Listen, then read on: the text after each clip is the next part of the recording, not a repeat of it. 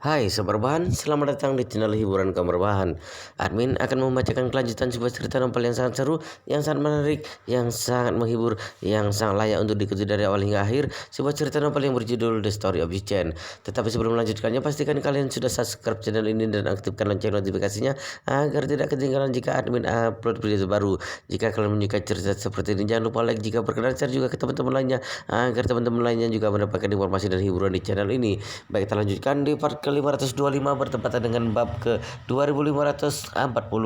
Securan tidak tahan lagi dan bertanya kepada Jichen dengan suara yang rendah, "Suamiku, bisakah membatalkan proyek ini? Berapa hari lagi kamu akan berulang tahun? Aku tidak ingin melihatmu begitu sibuk seperti sebelumnya lagi." Jichen merasa tersentuh. Jichen berkata dengan nada yang lembut, "Baik istriku, sejujurnya aku juga tidak ingin berangkat sekarang. Tapi kali ini orang yang mencariku adalah pelanggan yang lama. Aku benar-benar tidak bisa menolaknya." Setelah berkata sampai di sini, Yi Chen terdiam sejenak, kemudian terus berkata, "Istriku, kalau tidak seperti ini saja, aku berjanji padamu, setelah menyelesaikan pekerjaan ini, aku tidak akan menerima pesanan yang baru di bulan depan." Alasan kenapa Jichen berjanji setelah sebulan, karena setelah sebulan kemudian adalah sudah merupakan festival Qingming. Saat itu Jichen masih harus pergi ke Yanjing untuk menghadiri upacara pemujaan leluhur. Jichen pasti harus menjelaskannya kepada si Curan dengan menggunakan alasan untuk melihat Feng Shui. Begitu mendengar bahwa Jichen tidak akan menerima pesanan selama sebulan setelah menyelesaikan pekerjaan itu, hati Securan langsung menjadi senang. Suara Securan juga membawa sedikit kemanjaan. Securan berkata, Kamu yang mengatakannya, jika kamu berani melihat Feng Shui untuk orang lain di bulan depan, maka aku akan tidur di kamar yang berbeda denganmu."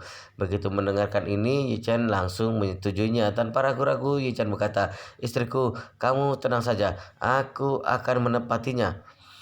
Sekarang Securan baru merasa puas. Securan bertanya kepada Yichen, "Lalu kapan kamu akan berangkat?" Yichen berkata, "Sebentar lagi akan berangkat."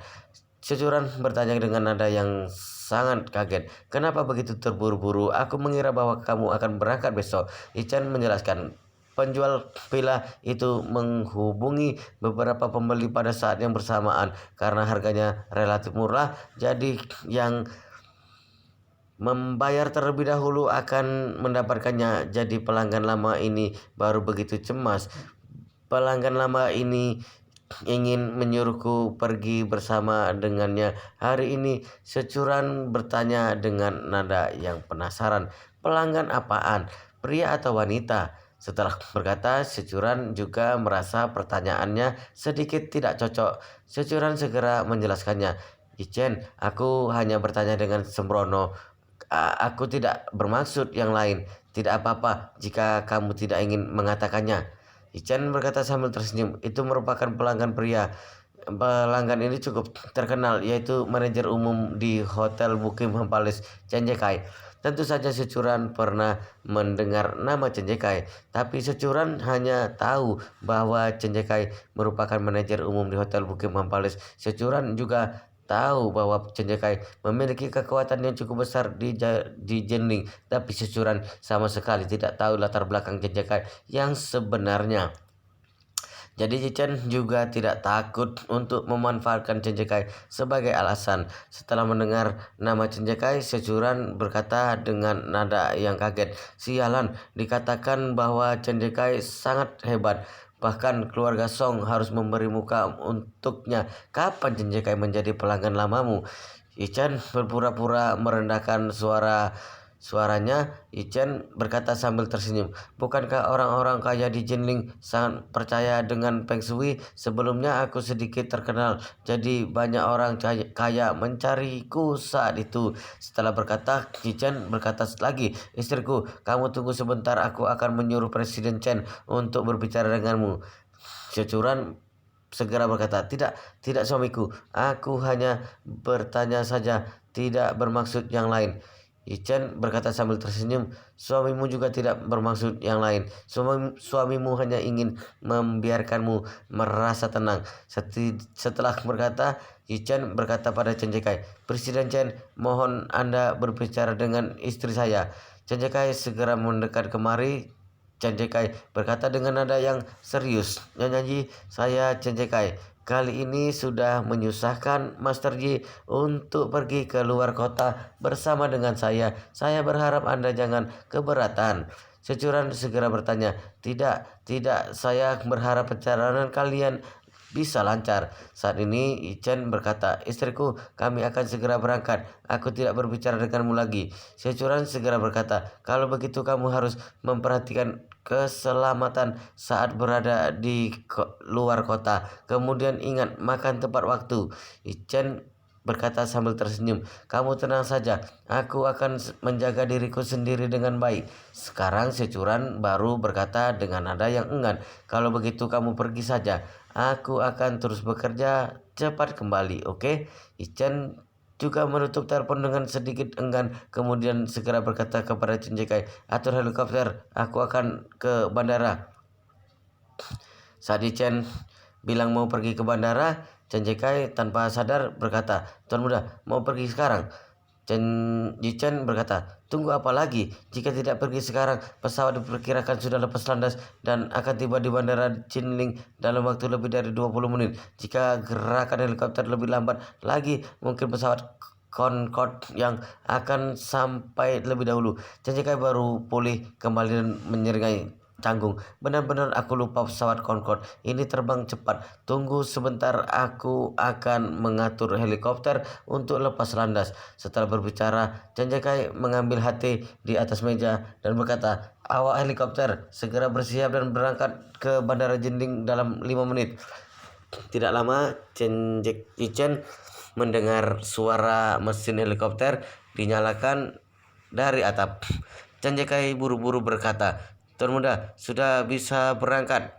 Baik, Ichen berdiri tanpa ragu dan keluar dari kantor Chen Jekai. Kantor Chen Jekai sendiri memang berada di lantai paling atas dan helipad di atas gedung berada tepat di atas kantornya dan ada lift khusus yang bisa langsung naik ke atas gedung di depan pintu masuk kantornya.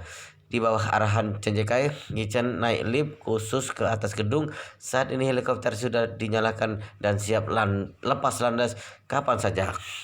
Seorang awak pesawat membuka pintu helikopter dan berdiri di samping dengan hormat. Yichen masuk tanpa ragu. Tidak disangka, Chen Jekai juga mengikutinya selangkah demi selangkah. Yichen berkata, Tuan Chen, kamu tidak perlu antar aku lagi. Chen Jekai buru-buru berkata, Tuan Muda, aku bukan ingin mengantarmu. Aku berencana pergi bersamamu. Pergi bersamaku. Yichen mengerutkan kening dan berkata, tidak perlu begitu merepotkan. Aku bisa menyelesaikannya sendiri.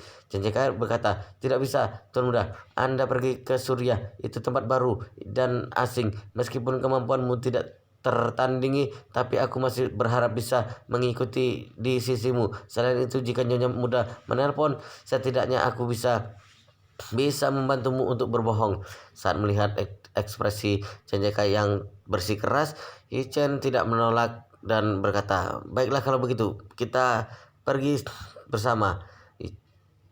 Chen Jekai sangat senang, buru-buru duduk di samping Yichen dan berkata sambil berkata pada awak pesawat, cepat lepas landas.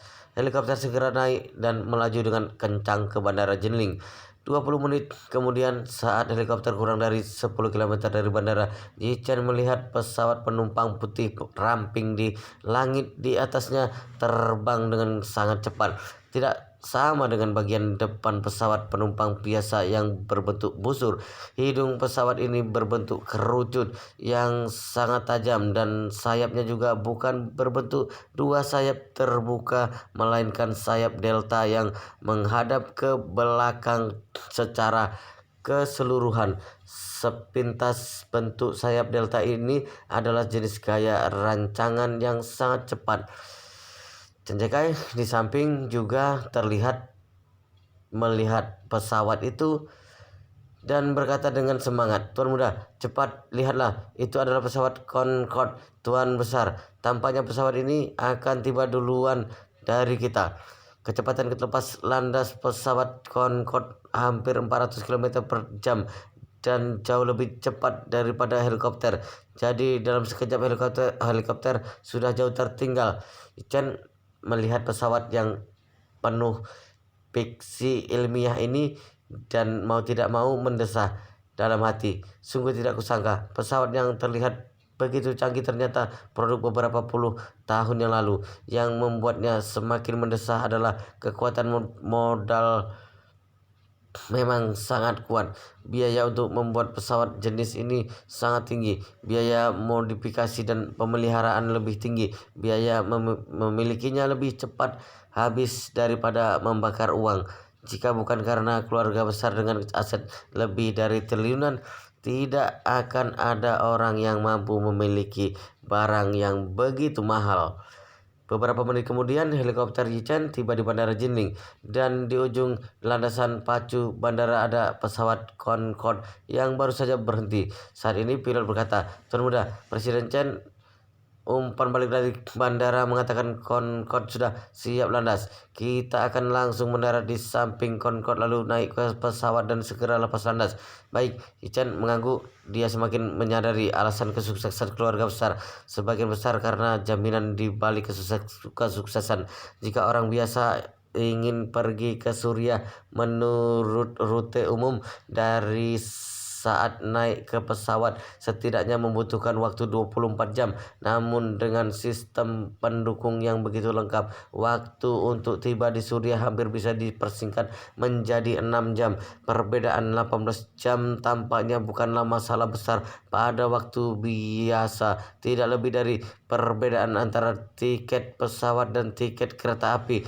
Tetapi saat menghadapi peristiwa yang sangat penting dalam 18 jam ini, ada banyak hal yang bisa dilakukan dan banyak hasil yang bisa diubah. Saat helikopter mendarat, Yichen tiba-tiba menerima telepon dari He Yuanjiang.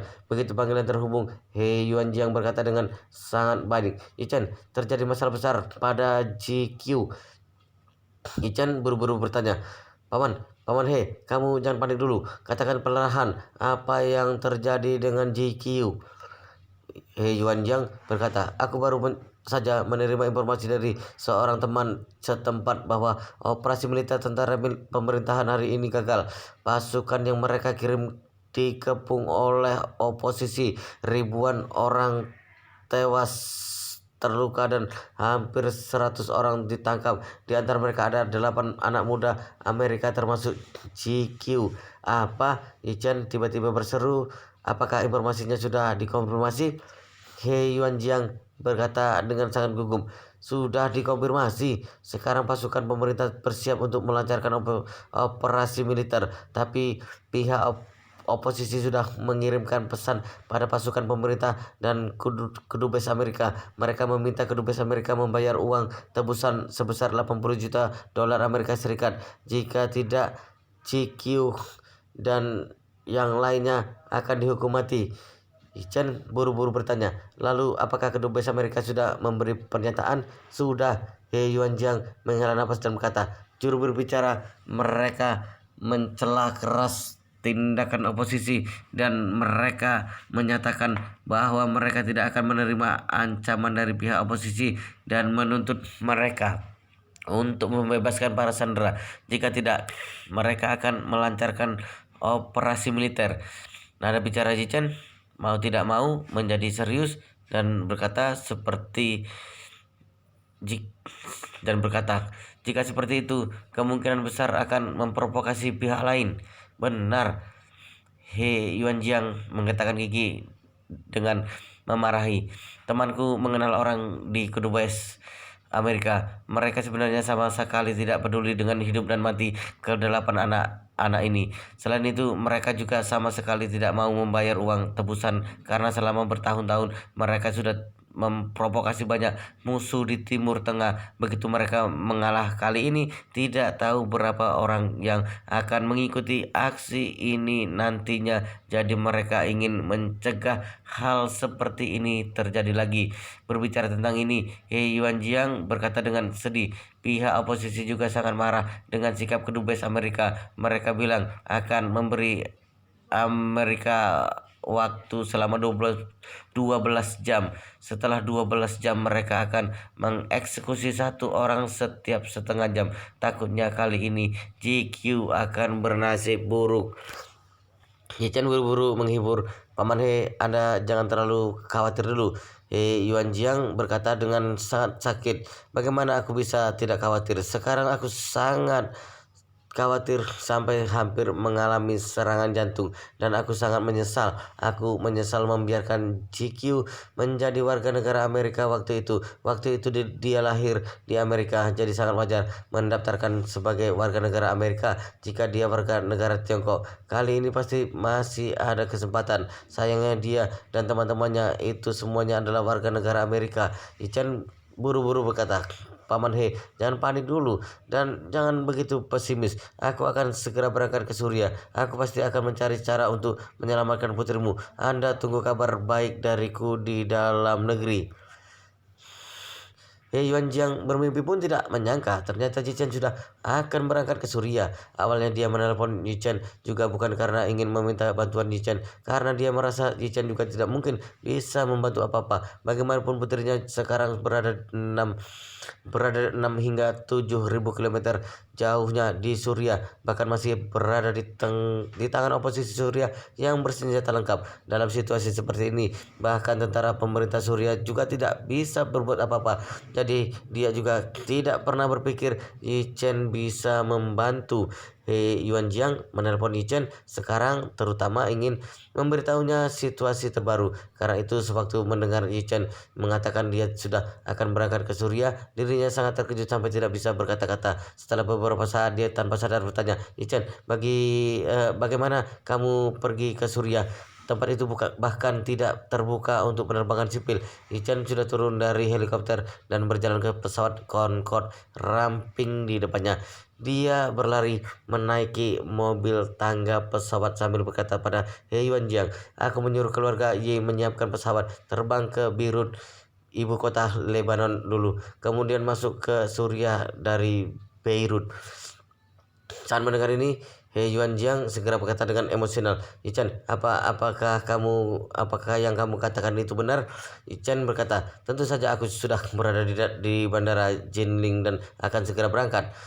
He Yuan Jiang dengan cepat bertanya, lalu berapa lama sampai di Suria? Pihak oposisi akan mulai membunuh Sandra beberapa jam kemudian. Aku takut kamu jauh-jauh pergi ke sana, tapi akhirnya masih tidak sempat.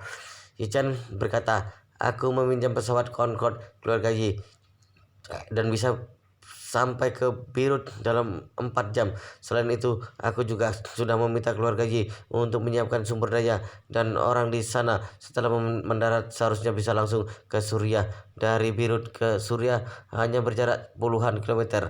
Seharusnya masih sempat. He Yuan Jiang buru-buru bertanya, lalu bisakah membiarkanku pergi bersamamu? Yichen berkata, Paman He, waktunya mendesak. Aku akan berangkat dalam 5 menit. Tunggu saja kabar dariku di Jinling dengan tenang. Aku pasti akan membawa putrimu kembali dengan selamat. He Yuan Jiang berkata dengan penuh terima kasih. Yichen, benar-benar terima kasih banyak. Setelah berbicara, dia bertanya lagi, Yichen, bagaimana kamu berencana akan menyelamatkan GQ setelah tiba di Suria? Berjanjilah pada paman, jangan sampai mengambil resiko. Bagaimanapun juga tidak boleh membiarkan dirimu berada dalam situasi berbahaya. Mengerti tidak? Yichen menghibur Paman He, Anda tenang saja. Kali ini aku berencana menyelesaikan masalah dengan uang. Bukankah pihak oposisi Suria menginginkan uang tebusan? Jika kedubes Amerika mau memberinya, aku yang akan memberinya. Jika kedubes Amerika tidak mau memberinya, aku yang akan memberinya. Setelah itu, Yichen mau tidak mau mengejek dirinya. Sejujurnya, kali ini aku ingin menjadi pohon uang untuk pihak oposisi. Tidak peduli seberapa berengsek mereka, juga tidak mungkin tidak melepaskan dewa kekayaan kan. Sebenarnya Yichen hanya menghibur He Yuanjiang agar dia tidak terlalu khawatir. Gunakan uang untuk menebus seseorang sama sekali bukan gaya Yichen, karena dia tahu orang-orang yang berani melanggar hukum dan melakukan kejahatan seperti ini pasti tidak mungkin bisa dipercaya. Umumnya preman kejam seperti ini adalah orang yang sangat serakah dan tidak akan bisa menepati janji. Jika dia benar-benar menggunakan puluhan juta dolar Amerika Serikat untuk menebus orang, mereka mungkin tidak akan melepaskan sandera, melainkan akan merasa dirinya adalah ikan besar dan juga akan menahan dirinya. Jadi kali ini dia berencana langsung menggunakan kekerasan untuk menyelesaikan masalah.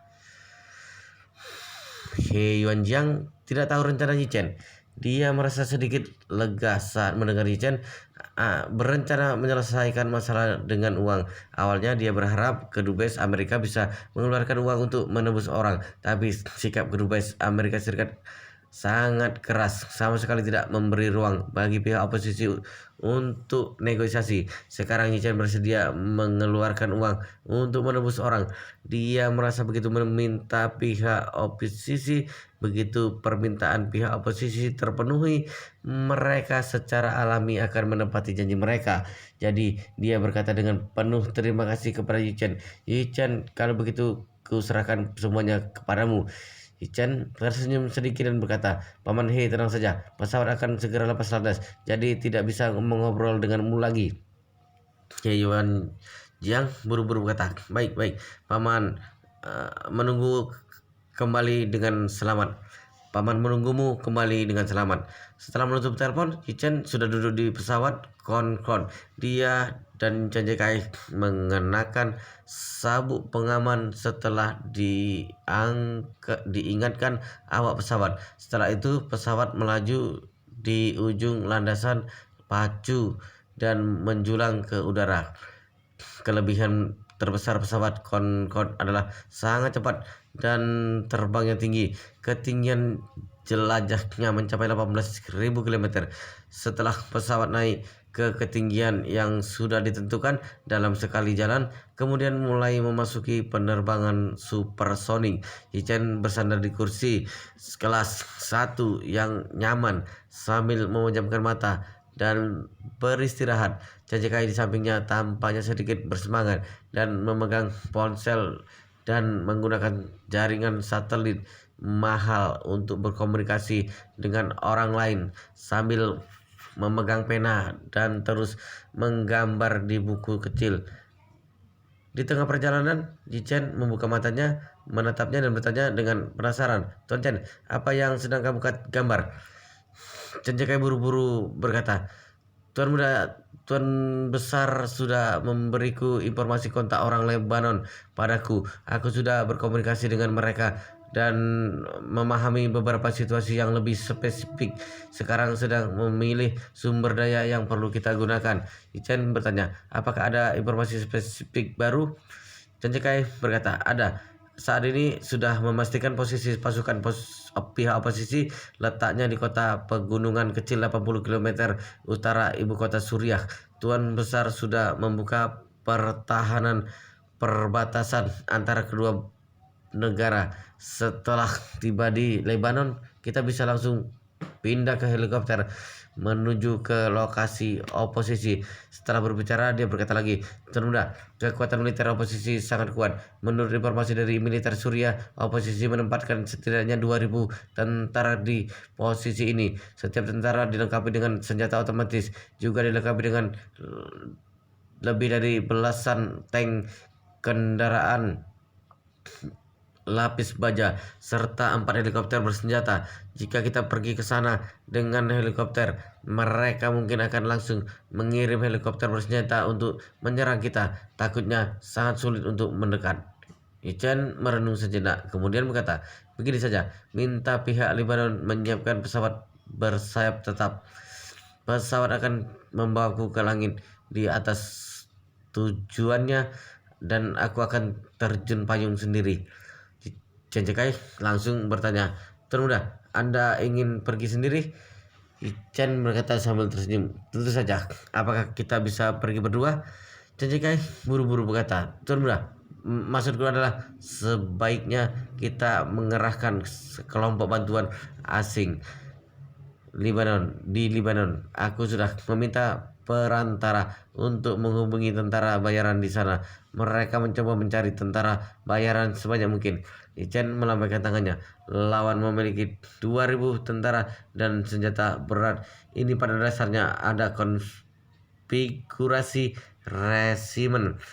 Dalam situasi seperti ini tidak ada gunanya kita mencari tentara bayaran. Jika ingin mengalahkan mereka, setidaknya harus memiliki ribuan tentara bayaran bersenjata lengkap, apalagi karena lawan ditempatkan di kota kecil. Pasti ada organisasi sosial yang kuat di daerah setempat. Jika meluncurkan perang skala penuh, mungkin akan bertambah ribuan organisasi massa bersenjata lengkap. Aku yakin alasan mengapa tentara pemerintah gagal karena mereka meremehkan kekuatan militer dan kekuatan tempur mereka. Dan jangan lupa, tujuan kedatangan kita kali ini untuk menyelamatkan orang, bukan untuk melenyapkan kelompok oposisi untuk tentara pemerintah Suriah. Jika kita benar-benar membawa ribuan tentara pasukan ke sana, sekelompok orang ini mungkin akan menggunakan cara sama-sama mati dan membunuh semua sandera itu. Saat itu, meskipun kita memusnahkan mereka semua, memangnya kenapa? Sewaktu mendengar ini, Janjekai mau tidak mau bertanya, Tuan Muda, lalu bukankah lebih berbahaya jika Anda menyelinap masuk sendirian? Lagi pula, meskipun Anda bisa menyelinap masuk, tapi bagaimana Anda bisa menyelamatkan orang? Wow, luar biasa sekali guys, ceritanya sangat seru, sangat menarik, sangat menghibur, sangat membuat kita penasaran jika tidak mau tahu cerita kelanjutannya. Tetapi sepertinya di bab ini sampai di sini dulu dan kita akan lanjutkan di bab berikutnya di video selanjutnya. Pastikan kalian sudah subscribe channel ini dan aktifkan lonceng notifikasinya agar tidak ketinggalan jika admin upload video baru. Jika kalian menyukai cerita seperti ini, jangan lupa like, jika berkenan share juga ke teman-teman lainnya agar teman-teman lainnya juga mendapatkan informasi dan hiburan di channel ini. Baik, kita lanjutkan di bab berikutnya di video selanjutnya.